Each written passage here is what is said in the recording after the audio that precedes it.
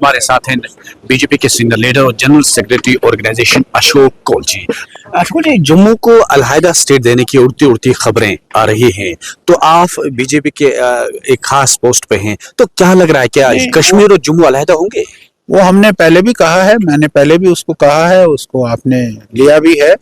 और हमारे अभी जो हमने एमएलएस की एक वर्कशॉप की थी, उसमें हमारे नेशनल जनरल सेक्रेटरी तरुण चुग जी आए थे, और उसमें हमारे सुनील शर्मा एलओपी जी ने भी साफ इस बात का इनकार किया कि ये जम्मू कश्मीर ये एक यूनाइटेड स्टेट है, और ये जम्मू कश्मीर जो है ये भारत का एक अभिन्न अंग है। इसको हम तोड़ने के हक में नहीं है, इसको हम तोड़ने नहीं देंगे। ये भारतीय जनता पार्टी की सोच है। आपने नेशनल कॉन्फ्रेंस की आज खुलकर मुखालफत की, आपने कहा कि नेशनल कॉन्फ्रेंस सरकार हर महाज पे नाकाम हो चुकी है, लेकिन दूसरी तरफ नेशनल कॉन्फ्रेंस या दीगर जमातें कह रहे हैं कि जम्मू कश्मीर की तबाही के लिए बीजेपी जिम्मेदार है, क्या कहेंगे? नहीं, जम्मू कश्मीर की तबाही के लिए तो यही जिम्मेवार है। इन्होंने ही शेख अब्दुल्ला से लेकर और अभी तक उमर अब्दुल्ला तक इन्होंने ही सरकारें यहाँ चलाई, या इन्होंने या कांग्रेस ने। बीच में एक 2-2.5 साल का समय हमको भी वो मिला था पीडीपी के साथ। अब वो पीडीपी के साथ हमको मिला था, वो हमारी कोई, आप ये नहीं मान सकते कि भारतीय जनता पार्टी की वो सरकार थी। वो तो एक मिलीजुली सरकार थी। हमने कभी यहाँ सरकार नहीं चलाई है, और ये कहना कि बीजेपी ने यहाँ तबाही की है, ये मुझे लगता है कि ये इन लोगों का दिवालियापन है। पीडीपी लगातार कह रहे हैं कि जम्मू जो बीजेपी है उन्होंने जम्मू कश्मीर की तबाही की, वो नहीं चाहते हैं कि जम्मू कश्मीर के लोग फले फूलें। ऐसा नहीं है, वो कहते हैं, अब उनको अपोजिशन का काम करना करते हैं, लेकिन भारतीय जनता पार्टी जम्मू कश्मीर को एक खिला हुआ फूल देखना चाहती है, और खिला हुआ फूल ही जम्मू कश्मीर बनेगा, ऐसा भारतीय जनता पार्टी का मानना है। कौन साहब, आपको लग रहा है कि जम्मू कश्मीर में कभी कमल खिल सकता है? खिलेगा, जरूर खिलेगा, ऐसा नहीं है। यहाँ तो रोज कमल खिलता है डल में, और अब बाकी जगह भी कमल खिलेगा, और रोज यहाँ कमल खिलेगा। और कमल जो है ये यहाँ एक डेवलपमेंट का, एक विकास का और एक रास्ता बनेगा। उधमपुर में जो वाकया पेश आया जिसमें डॉक्टरों ने एमएलए के खिलाफ सख्त लहजा इस्तेमाल किया, तो आपको लग रहा है कि अब लोग एमएलए के खिलाफ भी होते हैं सरकार? नहीं, ऐसा नहीं है। कुछ लोगों ने, मैं नहीं कहा हूं कि सब डॉक्टर ऐसे होते होंगे, लेकिन कुछ डॉक्टर्स ने इस सरकार की नाकामी का फायदा उठाते हुए अपनी विभूति समझी है।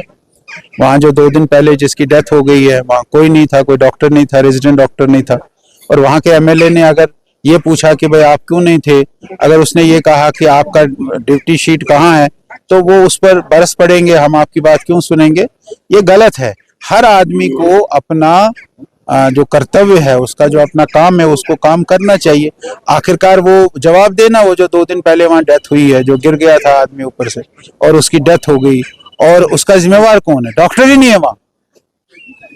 अगर वो एमएलए ने पूछा कि कहाँ थे आप, तो एमएलए खराब हो गया। एमएलए क्यों पूछता हमसे, ये हो गया है। ये हमारी सरकार की नाकामी है, हमारी सरकार की निकम्मापन है, जो इस प्रकार के हमारे अस्पतालों में भी, हमारे मेडिकल कॉलेजों में भी इस प्रकार की स्थितियां बन गई है।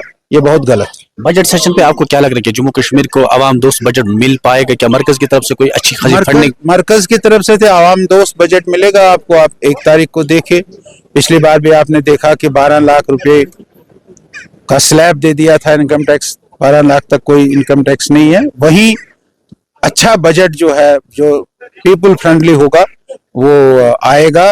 और उसके बाद 6 तारीख या 7 तारीख को हमारे जम्मू कश्मीर का बजट भी है। हम यही चाहते हैं कि जो वायदे किए हैं एनसी ने, उन वायदों को इस बजट में पूरा। असेंबली में क्या बीजेपी के लोग गिरा करेंगे इस सरकार का, कि जिसका आप कह रहे हैं कि ये नाकाम हो चुके हैं, तो किस तरह का कमर बस्ता है? गिरा नहीं करेंगे, वो अपनी बात को रखेंगे वहां कि भाई ये हर दृष्टि से सरकार निकम्मी रही है। सरकार ने कोई जो उसने वायदे किए थे मैनिफेस्टो में, वो वायदे उन्होंने पूरे नहीं किए।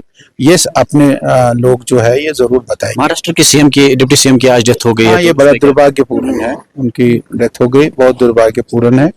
हम उनके परिवार के साथ और यही अपेक्षा करते हैं, ये इच्छा करते हैं, ये हम प्रार्थना करते हैं कि उनको सदगति दे, भगवान अपने चरणों में ले, और उनके परिवार को वो जो गम है उसको सहने की हिम्मत। एक आखिर पर, क्या कभी जम्मू कश्मीर को स्टेट हुड का दर्जा वापस मिलेगा?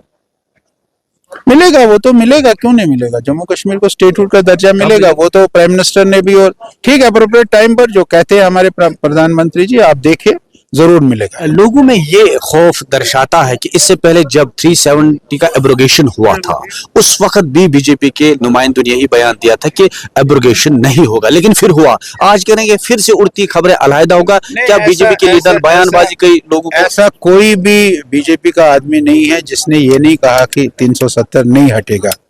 बीजेपी ने हर चुनाव में, चाहे वो स्टेट का चुनाव हो, चाहे वो देश का चुनाव हो, हर चुनाव में जो मैनिफेस्टो बनाया उस मैनिफेस्टो में हमने 370 हटाने की कसम लेते थे हम। कुपवाड़ा जिले का दौरा किया, तो खास पहले दौरे का क्या खास मकसद आपने वर्करों के साथ आज इस बर्फबारी में मीटिंग की?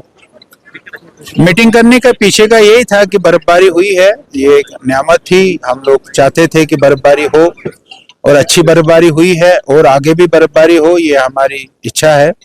और इसमें अपने कार्यकर्ताओं से मिलने के लिए, अपने लोगों से मिलने के लिए भी हम आए हैं। उनकी क्या स्थिति है, सड़कों का क्या हाल है, बिजली का क्या हाल है, पानी का क्या हाल है, और ये हमने उनको कहा कि अपने गाँव में, अपने इलाकों में इन चीज़ों के लिए वो भी सरकार के साथ अग्रसर हो, और जहां आवश्यक है वहां सरकार को भी कहे कि इन चीज़ों को पूरा करें, सड़क को खोल दें, बिजली को रेस्टोर करें, पानी को रेस्टोर करें, जो बहुत अहम चीज़ें होती हैं। ये हमने अपने लोगों से यहाँ आज बातचीत की, ये भी हमारा एक मुद्दा था यहाँ आने का। थैंक यू, बहुत बहुत शुक्रिया बात करने।